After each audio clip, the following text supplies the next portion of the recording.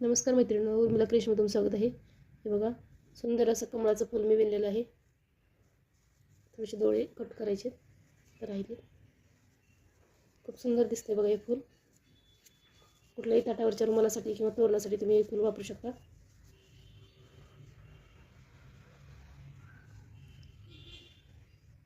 जर हे कमळाचं फूल तुम्हाला आवडलं असेल तर लाईक करा, शेअर करा, कमेंट्स करा.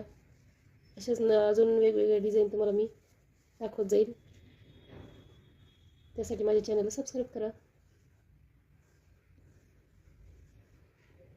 फूल आवडलं असलं तर लाईक करा. व्हिडिओ पूर्ण बघितल्याबद्दल धन्यवाद.